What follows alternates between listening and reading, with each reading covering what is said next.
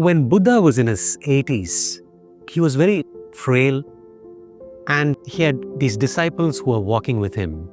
One disciple looked at him and said, "We have spent so many years walking with you. You spoke to us about how you can remove suffering through your Eightfold Path and Four Noble Truths. But many of your disciples have died of old age, of disease, and you are also old. So your prescription, does it still hold water, given that even you might pass away?" So Buddha smiled and said, imagine a man who's walking in a forest and suddenly he gets hit by an arrow and it's excruciatingly painful. Now, before he could get over this unbearable pain, another arrow hits him. And now he's in a state of trauma. And Buddha said, the first arrow, it's what happens to you. Old age, it's disease, it could be heartbreaks, it could be financial problems. But he said the second arrow is your reaction to the first arrow. It is your reaction that creates suffering. And he said, I've spent all my life talking about the second arrow. Let's say the first arrow has hit you. The second arrow is your reaction, which creates the suffering.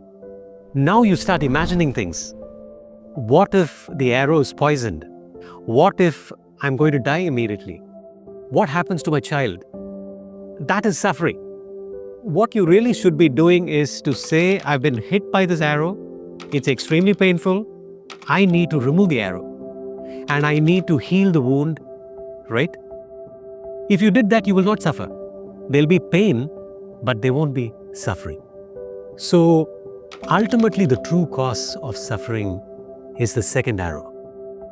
To give you a contemporary example, you go into an alumni get-together and then you see this guy, somebody that you knew, and you say hi, and then you find that his hi was not that spontaneous. It was a little subdued, and suddenly it triggers you. You think he's arrogant, or you think he's jealous, or you just think he's a horrible person. You see, the first arrow was, there was a subdued smile, but the second arrow was your suffering, which you created through this imagination. If you stopped that story and just told yourself, okay, maybe he's not in a great mood, there's going to be no suffering. One of the greatest gifts I experienced after learning meditation is I completely stopped reaction. It's not because I'm smart. It's because meditation helped me get in touch with that part of me that stabilized and centered me, that part of me which is literally bathed in silence and clarity.